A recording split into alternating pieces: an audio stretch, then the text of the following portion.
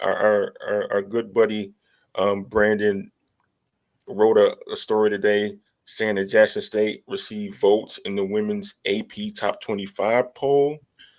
They were the only HBCU to do that. So if the poll had been expanded to maybe 30 teams, Jackson State would be among the top 30 in the country. And our good friend Live for Hoop, she tweeted the great basketball expert that everybody references that we wrote about earlier this year. She thought that Jackson State should get a seed above a 15 seed. As you know, Jared, uh, black colleges come tournament time, they're normally slotted in that 15, 16 seed range. They're normally in the play-in game or the first four, as they call it. But Liv, she thinks that Jackson State deserves a higher seed than a 15. That they deserve maybe a 14 or a 13 seed, based on their resume and how they dominated the SWAC. Jared, what say you? So shout out to Live for Hoops. We had a interesting discussion, a constructive discussion about what seed Jackson State could potentially be in if they of course they got to win the conference first, so the conference tournament first. But what I pointed out about what seed they could potentially get, in 2022, Jackson State was perfect in their conference as well. They were 18-0, but they got the 14 seed mainly because they were 2-7 in conference play. You look at them this season; they're I believe in 3-6 or something like that in conference play. And I think two of those wins came against Tougaloo and Lemoyne. Well, actually, I have it right here. They beat Lemoyne-Owen, they beat Tougaloo, and they beat University of Puerto Rico at Mayagüez, which none of those are Division I teams. The only Division I non-conference wins they have are against Southeastern Louisiana. So when you look And at they got that win against St. John's too. Oh yeah, From the St. Big John's East. too. Yeah, St. John's too. yeah. Right. So when you look at the non-conference schedule, yes, they're 18-0, but they only have 2 wins against non-conference Division I opponents. Like, if you ask me, I would have them as a 13 seed. I think the dominance that they have displayed, the margin of victory that they have, over their conference opponents, the fact that they have a win against a credible opponent like St. John's, the fact that they have played teams like Kansas State, Oregon State, they played Mississippi State, Miami, they played these Power 5 teams. So it's not like they've played against these mid majors that nobody's ever heard of until they make this magical tournament run. No, they're playing against the top competition, but if I'm looking at it realistically, this schedule completely mirrors their schedule from 2022. They were 2-7 in conference play. They were 18-0 against they were 18-0 against conference, 2-7 non-conference. So just by looking at that lets me know that they probably aren't going to get something like they probably aren't going to get a 13 or a 12 that they may warrant. I think it's more likely that they probably get a 14. I hope they're not shortchanged. They get a 15 or a 16. I don't think that's going to happen. And really, I think 14 will be shortchanging them. Yeah. Maybe this year, like, the committee sometimes holds your performance from the previous years against you. Last season, Jackson State, they rolled through the SWAC again in the regular season. Then they lost in the semifinal to Southern on the buzzer beater, and then they go to the NIT, and then they lose in the NIT to Memphis. So maybe the committee might think, well, like, Jackson State got to prove it to us that they can, like, go through the regular season again, play a tougher schedule, beat some teams, and then see where they're at the end of the day. But Jackson only play who they play. They control that. But the committee, they do look at your quad one wins, which is like the top 25 or 30 teams in the country. And they look at the quad two wins, which is the level below that, and then there's quad 3 wins and quad 4 wins, which are teams kind of like 75 to like 100. And so Jackson State, they don't have like a quad one win against a quality opponent, but the St. John's win is their lone best win of the non-conference play, at least. So that could give them a boost over another mid-major who may have a similar resume to them.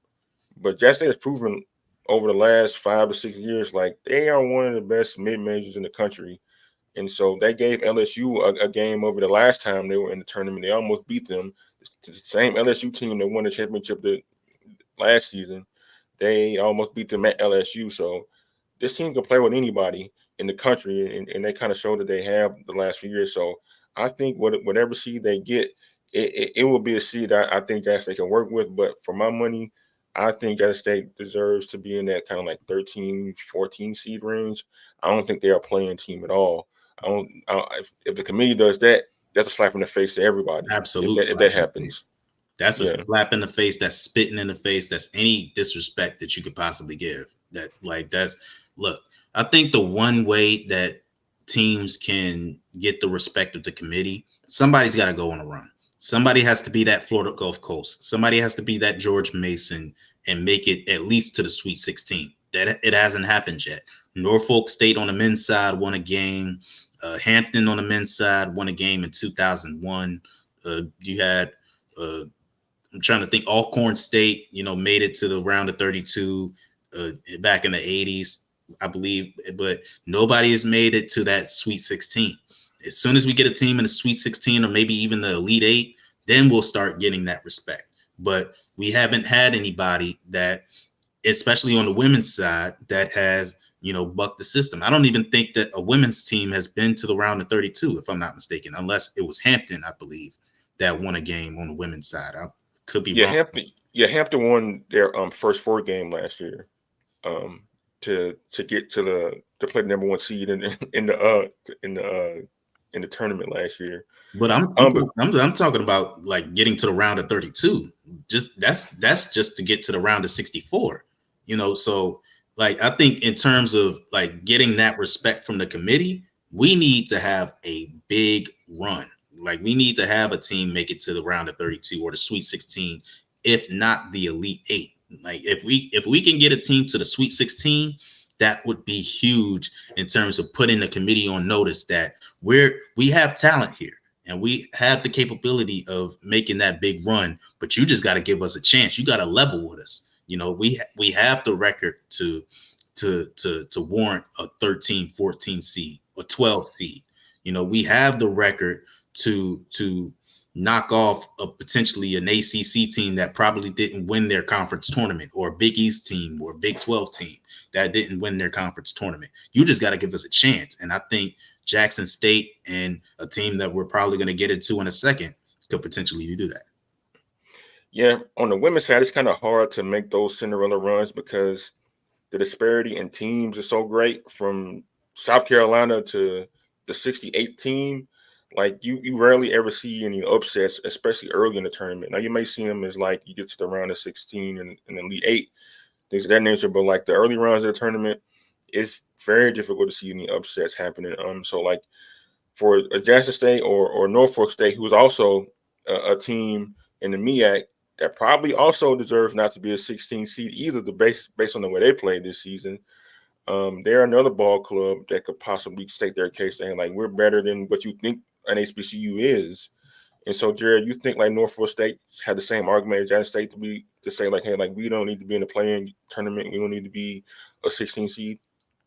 So this is what me and again, shout out to Live for Hoops, and shout out to uh, the the the Jackson State girl on Twitter. I forget her. I forget her name. Oh, she loves D. Yeah, She's she really loves D. knowledgeable Yeah, about I had a basketball and everything else too. yeah, Yeah. yeah, yeah. Had a very constructive conversation with them about who deserves a better seating between Norfolk State and Jackson State. And my thing was Jackson State has an 11-4 record against non-conference opponents, and those wins are against William and Mary, a credible mid-major team, Drexel, who I believe has a winning record.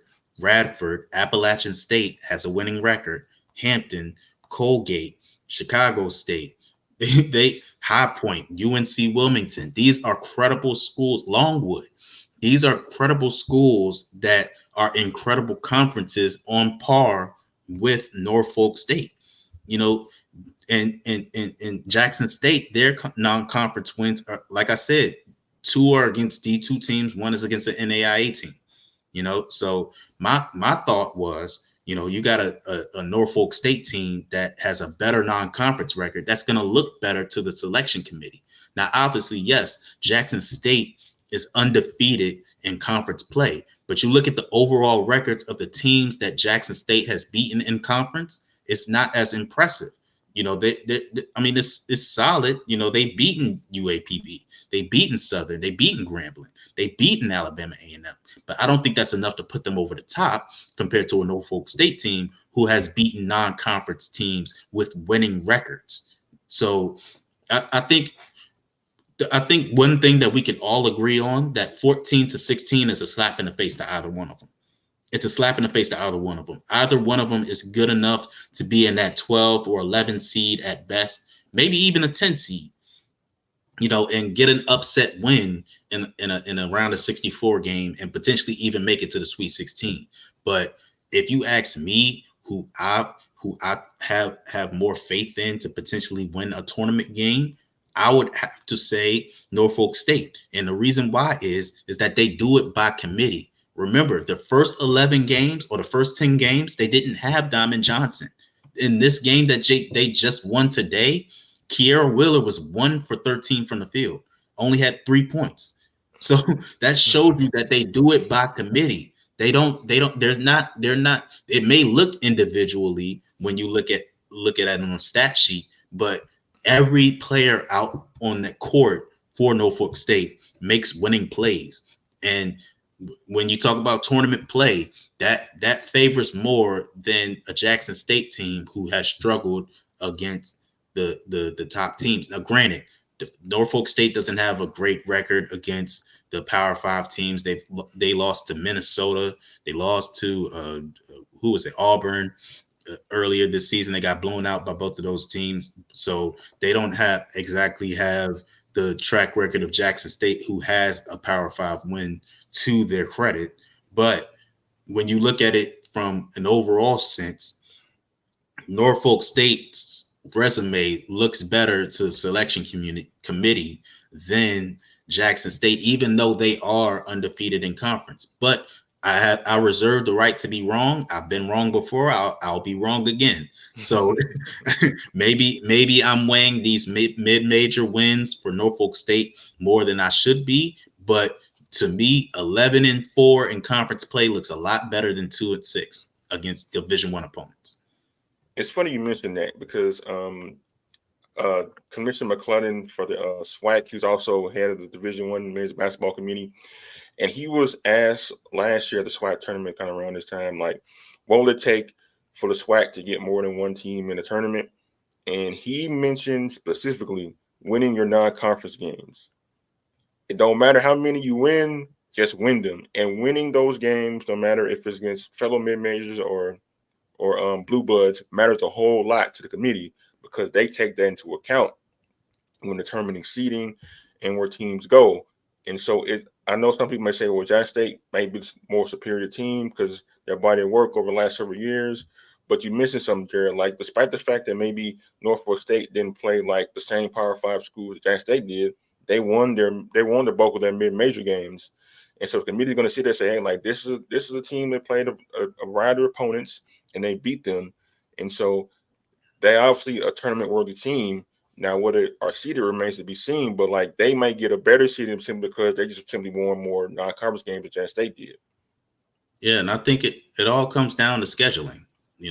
I'm not gonna show my ignorance about how scheduling works and stuff like that. But I think if we get those Power Five teams, if we get I know USC isn't really attainable, but LSU, they're in the region with Jackson State. That's not in terms of travel, that wouldn't be as difficult. If you get a team like who's somebody in the general region, if you get a Georgia, if you get an Alabama, if you get those teams on your schedule, a Texas, University of Texas, if you get a Texas Tech, who is also in that region. If you get those teams to play against you, if you're Norfolk State, if you can get a University of Maryland, if you can get a University of Virginia, if you can get a who else, Virginia Tech, who on your schedule, that's big for you. And not only getting them on your schedule, but winning against them. like a committee is not going to respect making a game competitive. They are going to respect wins. We don't play this game to be competitive with the top teams. We play this game to beat the top teams, and that's the only thing they are going to respect. So we can say all we want. Oh, Jackson State had this team on their schedule. They had this team on their schedule. If they didn't win it, it doesn't matter. And they only won one of those games. So we can only take one of those games into account.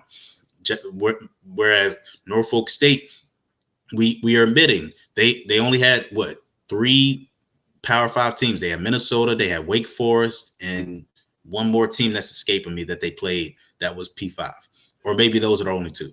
But they had those P5s on their schedule. They lost them, but they had the mid majors to back them up. They had the mid major wins to back them up, and those are teams that one of them I believe is they have a 19-10 record. I forget. I believe it's Colgate that they beat that has the 19-10 record. I could be wrong about that, but you play to win the game.